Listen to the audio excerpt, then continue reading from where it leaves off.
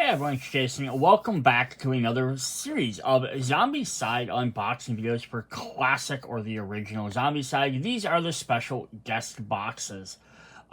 So for each one, we're going to go through them separately as different videos. Just so if you only want to look at one, you can just pick out which one you want to look at. But each one typically has two new survivors created specifically or designed by one of these other artists.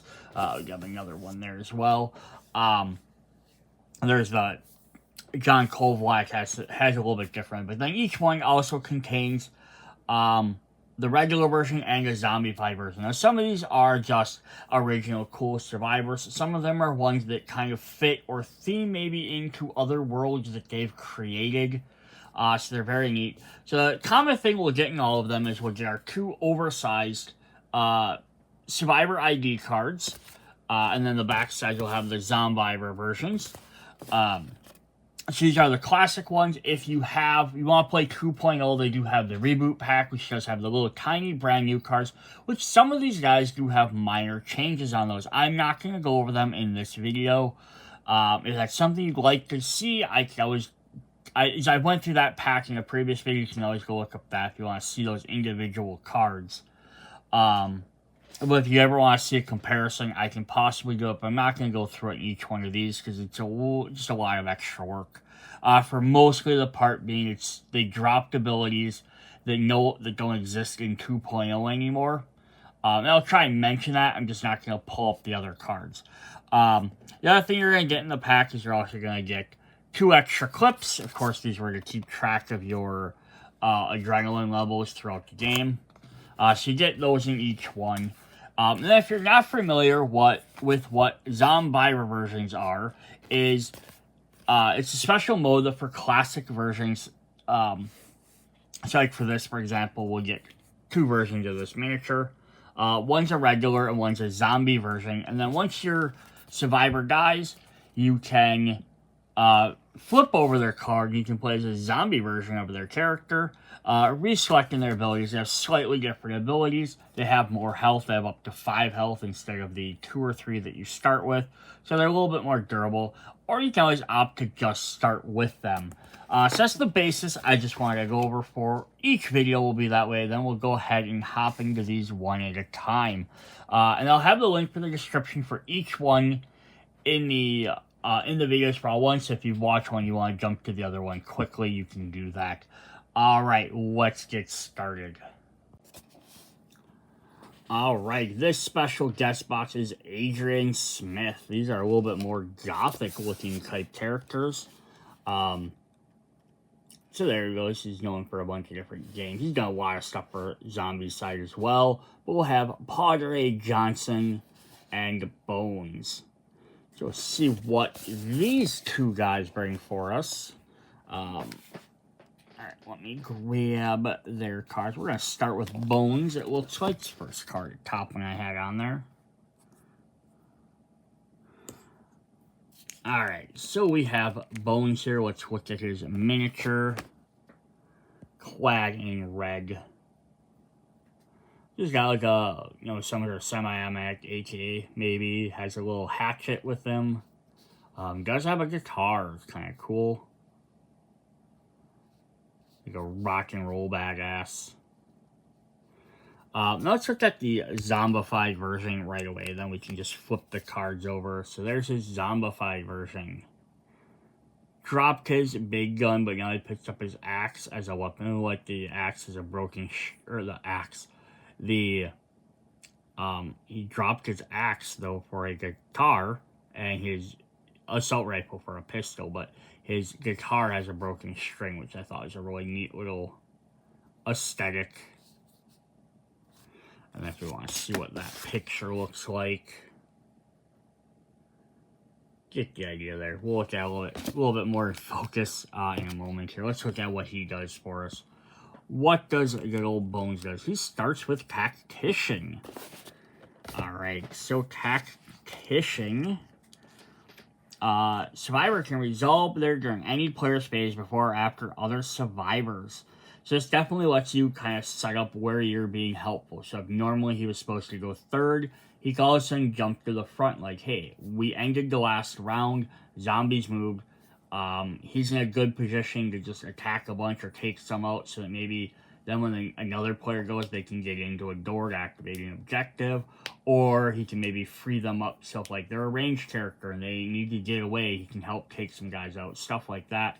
Or alternatively, he could be the person that would be going first, but maybe be the person that's in the least amount of danger, or he's too far away to help at the moment.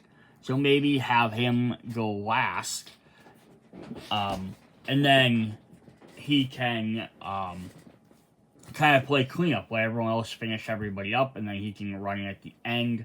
You know, it's just kind of neat. Gives you a little bit of flexibility on how you play. In orange, he has +1 die roll for range, and then slippery. Slippery lets you move away from zombies without paying an additional cost. So this again could work well with tactician, so you could get in and out of areas, you know, without having to worry about spending the extra movement. So you could use him to like rush into a building, get back out.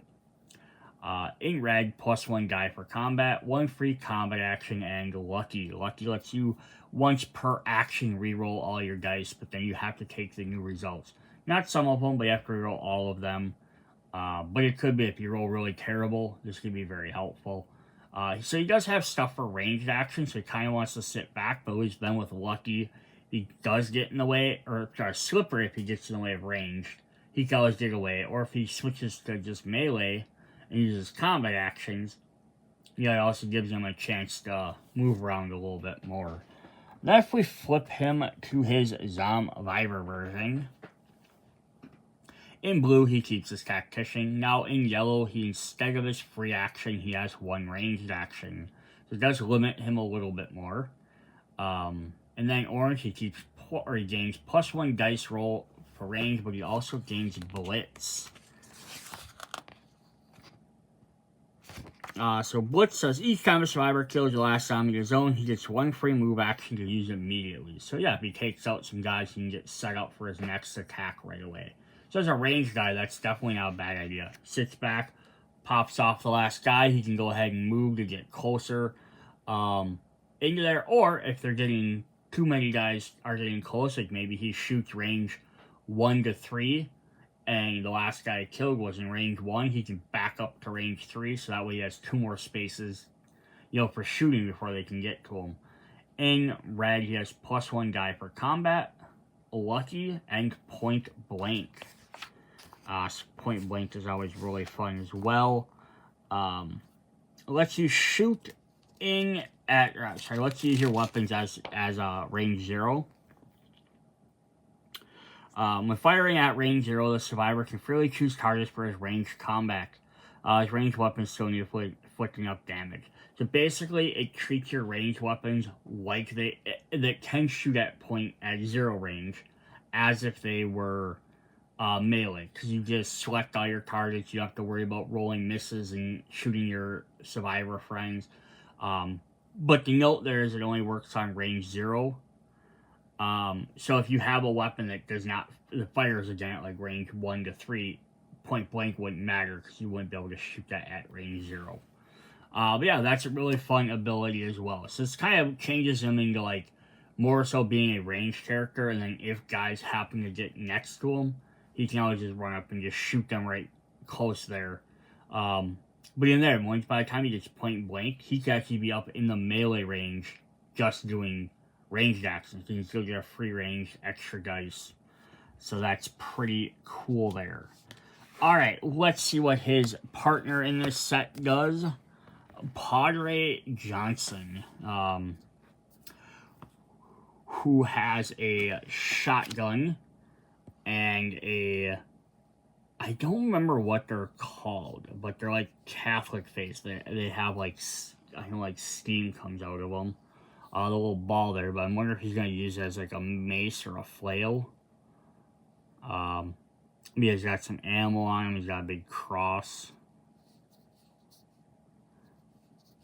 But yeah, he's ready to roll. And now let's get to his zombie version quick. So mine's doing a little bit of a MJ lean there. But yeah, kind of funny because the other zombie's like, I'm not going to toss my shotgun aside, but he's going to strap it to his back. But he picked up a sledgehammer, which is a very interesting choice for a zombie. Just switching to, so let's actually look at his picture there. Yeah, so I just love the fact that he holstered his rifle.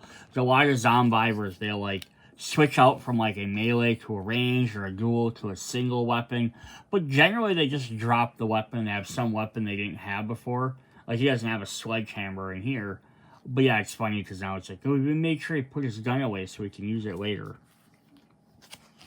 Alright, so he starts with Super Strength, which is an excellent starting ability.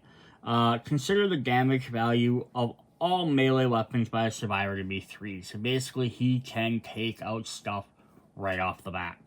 Again, this also lets you have weaker weapons, which is really fun. So like, he doesn't have to have the best weapon, because he can go ahead and bash things. Then going into Orange, he has +1 free melee action or Medic. And very interesting, because he's already combat oriented, but I'm going to give him the Medic ability. Once per turn, the survivor can freely move 1 wound card from the survivor in the same zone. He can also heal himself. So the classic one uses wound cards, and they go in your inventory instead of having little hit point counters that 2.0 has. So Medic in that mode would just be getting to heal someone at the end of their turn. Yeah, so it's not bad as well, like, right? And plus the fact he can heal himself, so he can just stand in an area and do damage. And then if he does get hit, he goes ahead and heal himself back up. In red, he has +1 die roll for combat, lifesaver, and toxic immunity. Lifesaver lets you select a zone that's always 1 range away from you that has a survivor and zombies in it. You can pull any or all the survivors out of that zone into your zone. This is a great way to just get your teammates out of danger. Just pull them out so you don't have to worry about getting hurt. There's the odd part about this rule that I've always thought was it only works if that person wants to be pulled. I don't know why you wouldn't ask them before you pull them, or you pull them without their permission, but I just thought that was weird. And then Toxic Immunity, which is only going to work for Classic because there's no Toxic Zombies in 2.0 yet, so it does probably change. Usually I think it changes to Tough, which just gives them an extra defense point in 2.0. Or so they ignore the first point of damage. But Toxic Immunity means they do not take damage from the Toxic Burst ability of Toxic Zombies, which were from Toxic City Mall or various Kickstarter promotions. So it's actually not a bad thing either, because that means he can run up and bash these Toxic Zombies. They'll explode. He doesn't have to worry about taking damage from them. And then plus with his extra hit points and everything, that's really a very good thing to do. So this guy's pretty good. The only difference, again, that versus if his other ability is Tough, is that Tough will let him ignore the first one no matter what. So it basically, if he took out 1 Toxic Zombie, it would be the same effect. But the thing is, if he takes out more than 1, Tough's only going to work for the first time. Alright, what does his Zombvivor version do? He keeps his Super Strength. In yellow, he switches to 1 melee action. In orange, he keeps his Medic, but he gets a Reaper melee. So every time he does a melee action and he defeats a zombie, he gets to take out a free one of the same type. So if he defeats a walker, he gets an additional walker. If he takes out 2 runners, he gets 1 additional runner. It's always 1 no matter how many, but as long as you take out 1, you get a free 1. So that's actually very helpful. Plus your Super Strength means he'll be taking out probably like the brutes a lot quicker. The brutes or the fatties. A lot easier, so that'll be very helpful to take out multiple of those at the same time. In red, +1 die roll for combat, Dreadnought Walker, and Toxic Immunity. So he traded his lifesaver for pulling guys out to give him Dreadnought, which means he does not take damage from walkers now.